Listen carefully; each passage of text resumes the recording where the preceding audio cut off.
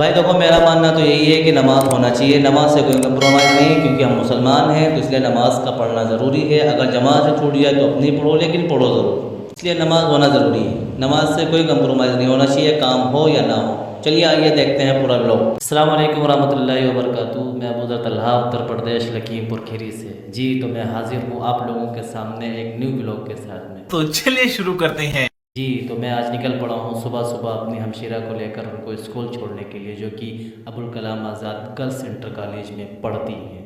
तो मैं चल पड़ता हूँ उनको लेकर उनके स्कूल। मेरी नज़र पड़ती है धूप की तरफ, देखता हूँ कि धूप काफ़ी तेज़ हो चुकी है, लेकिन मैं पहुँच जाता हूँ फिर अपने लखीमपुर सिटी में रेलवे स्टेशन पे। वहाँ पे देखता हूँ कि तिरंगा लहराता हुआ नज़र आ जाता है माशाल्लाह। देखने के बाद फिर मैं पहुँच जाता हूँ हमशीरा के स्कूल। वहाँ पे जाकर हमशीरा को छोड़ देता हूँ। उसके बाद वापस हो लाता हूँ अपने मदरसे के लिए और आ जाता हूँ उस जगह पे जिस जगह पे भी बरसात के मौसम में मेरी महबूबा स्लिप कर गई थी, जिसकी वजह से मैं गिर गया था, काफ़ी मुझे चोट आ गई थी। खैर कोई बात नहीं, चलता रहता है। उसके बाद फिर पहुँच जाता हूँ नाश्ते पे। नाश्ता देखने के बाद में बिल्कुल बर्दाश्त नहीं हुआ, बस आते ही बिस्मिल्लाह पढ़ी और जब पहला लुकमा लिया, माशाल्लाह इतना ज़बरदस्त, इतना लजीज कि दिल खुश हो गया। नाश्ता माशाल्लाह इतना अच्छा लग रहा था कि दिल कर रहा था खाते ही जाऊँ, क्योंकि वालिदा साहिबा ने नाश्ते में आज पराठे और सब्ज़ी वगैरह बनाई थी, जो कि माशाल्लाह सुबह सुबह खा के दिल खुश हो गया। इसलिए मैंने कहा नहीं आप लोग नहीं, आज मैं खाऊंगा, फिर आप लोग खाइए। नाश्ते से फारिग होने के बाद में फिर मैं आ जाता हूँ अपने क्लास में और तलबा अज़ीज़ को पढ़ाने बैठ जाता हूँ। इधर देखता हूँ कि तलबा अज़ीज़ हमारा इंतज़ार कर रहे थे। मैंने कहा कोई बात नहीं बाबू, मैं भी छोड़ने गया था अपनी बहन को, इस वजह से देर हो गई। फिर उसके बाद में अपना छोटा सा बाबू आ जाता है सबक सुनाने के लिए।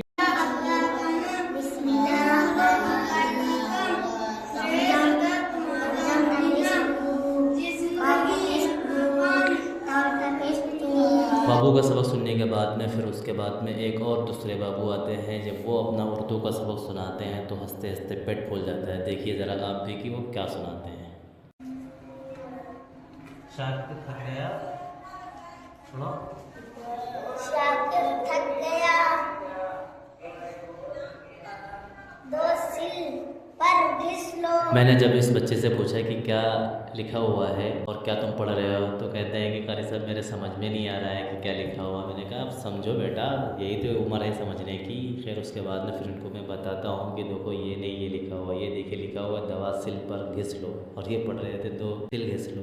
खैर उसके बाद मैंने जब इनको सही बताया तो बच्चे ने सही पढ़ा। उसके बाद में फिर उनको मैंने आगे सबक दिया और निकल पड़े दुकान के लिए, क्योंकि मेरा वक्त हो चुका था दुकान का। तो इसलिए मैं पहुँचा दुकान पर, दुकान की सफाई वगैरह की। उसके बाद में फिर मैं बैठ गया दुकान पे कुछ इस तरह, ये देखिए। उसके बाद में फिर पहुंच गई ये जुनैद सल्लम हूँ, इनका मैंने पारा सुना। उसके बाद में मेरे पास आ चुकी थी कॉलेज से कॉल। मैं इसलिए निकल पड़ा कॉलेज के लिए। कॉलेज में पहुंचा, वहाँ पे देखा कि कोई नज़र नहीं आया। मैंने कहा कोई बात नहीं। फिर मैंने कुछ अपने कैमरे में खूबसूरत नज़ारे कैच किए और उसके बाद में मैं पहुँच गया अपने दोस्त के पास में। ये हैं हमारे मोहम्मद शोएब भाई, जो कि बहुत ही माशाल्लाह प्यारे हैं। ये देखें इनकी हंसी माशाल्लाह। और साथ में ये हैं हमारे आंचल भाई, जो कि इस कॉलेज के सबसे महान इंसान समझ लीजिए आप। उसके बाद हम और आंचल भाई और शोएब भाई सब लोग चल देते हैं उस ग्राउंड की तरफ जहाँ पे बैडमिंटन के टूर्नामेंट होने वाला है अभी कुछ दिन के बाद में। तो उसी की तैयारी बड़ा ज़ोरों शोर से चल रही है। हम लोग पहुँच जाते हैं अमन भाई के साथ नेट ग्राउंड में जहाँ पे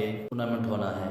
तो यहाँ की लंबाई वगैरह नाप लेता हूँ और उसके बाद में चौड़ाई वगैरह नापने लगता हूँ। तो माशाल्लाह काफ़ी अच्छा लगता है नापते हुए। देखिए हमारे अमन भाई जो है मेहनत कर रहे हैं और ये हमारे शोएब भाई चूना डालते हुए नज़र आ रहे हैं। इधर हमारे अमन भाई बता रहे हैं कि यहाँ पे नहीं, यहाँ पे डालिए। उधर आंचल भाई खड़े हुए जो कि बहुत मस्त आदमी है सच में। शोएब भाई हमारे चूना डाल रहे थे, पीछे से आंचल भाई बोले कि शोएब भाई चूना बिल्कुल सीधा पड़ना चाहिए। मैंने कहा जी बिल्कुल सीधा पड़ेगा। बैडमिंटन को काफ़ी कुछ नॉलेज है इस बारे में, इसलिए सर ने हमसे कहा कि अमन को ले लेना, क्योंकि उनको काफ़ी नॉलेज है, इसलिए अमन भाई का होना ज़रूरी था। अमन भाई जैसे जैसे बताते रहे हम लोग वैसा वैसा करते रहे। उसके बाद में फिर आप लोग भी देखिए कि कितनी मेहनत लगी और कितना टाइम लगा। इसी बीच मेरा ख्याल है कि क्यों ना आप लोग मुझसे शिकायत कर दीजिए कि आप लोग मेरा व्लॉग देखते हैं और इग्नोर कर देते हैं। ये कोई ठीक बात नहीं है भाई, क्योंकि इतनी मेहनत से व्लॉग बनाते हैं। अगर थोड़ा सा आप लोग सपोर्ट कर देंगे तो बड़ी मेहरबानी हो। सपोर्ट कर दीजिए, नहीं तो एक लाइक कर दीजिए और हमारे चैनल को सब्सक्राइब कर दीजिए और एक इंसान को शेयर कर दे, जिससे हमको काफ़ी आसानी हो सके। और कमेंट में अपनी राय दीजिए कि हमारा ब्लॉग कैसा रहता है। खैर ग्राउंड का काम खत्म होने के बाद हम लोग आ जाते हैं कॉलेज के किचन के पास में और देखते हैं अर्श भाई खड़े होकर पानी पी रहे हैं। तो मैं भी उनसे कहता हूँ कि भाई मुझे भी कुछ पानी पिला दे, मैं तो धूप से आया हूँ यार, प्यास लग रही काफ़ी तेज़। उसके बाद हम लोग पानी पीते हैं और कॉलेज का कुछ इस तरह का नज़ारा देखते हैं। माशाल्लाह कितना प्यारा नज़ारा लग रहा है और पहुंच जाते हैं हम लोग अपने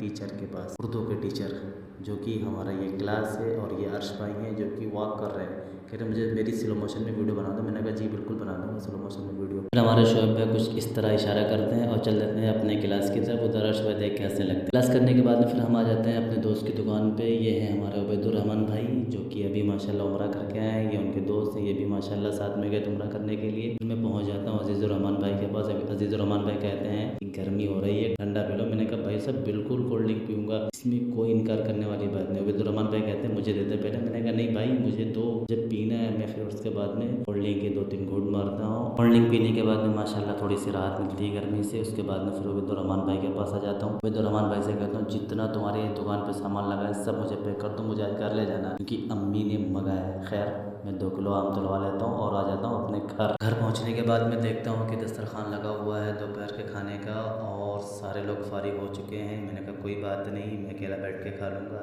ये देखिए मैं बिना चश्मे के कैसा लगता हूँ आप लोगों को ज़रा बताइए। खाने से फारिग होने के बाद में फिर मैंने नमाज़ अदा की ज़ोहर की, क्योंकि मेरी जमात छूट चुकी थी इसलिए मुझे घर के पढ़ना पड़ी। खैर नमाज़ पढ़ने के बाद में मैंने दुआ की कि अल्लाह ताला बारिश का नुज़ुल फरमा दे, क्योंकि गर्मी बहुत ज़्यादा हो रही है, बहुत ज़्यादा ही गर्मी है। इसलिए मैंने बारिश के लिए दुआ की। आप हज़रात भी बारिश के लिए दुआ करें कि अल्लाह ताला बारिश का नुज़ुल फरमा दे। नमाज़ से फारिग हो ही पाया था कि छोटी हमशीरा का फ़ोन आ गया कि मुझे लेने आ जाओ। फिर मैं उनको लेने के लिए निकल पड़ता हूँ। उसके बाद मैं हमशीरा को अपने घर छोड़ता हूँ और आ जाता हूँ दुकान पे। दुकान पे ये हज़रत बैठे हुए थे, देखिए हरकत इनकी ज़रा। ये जहाँ भी होंगे वहाँ पर शैतानी होना लाजमी है। चलिए खैर कोई बात नहीं, अल्लाह आपको सलामत रखे। जज़ाकल्लाहु खैर। अस्सलामु अलैकुम।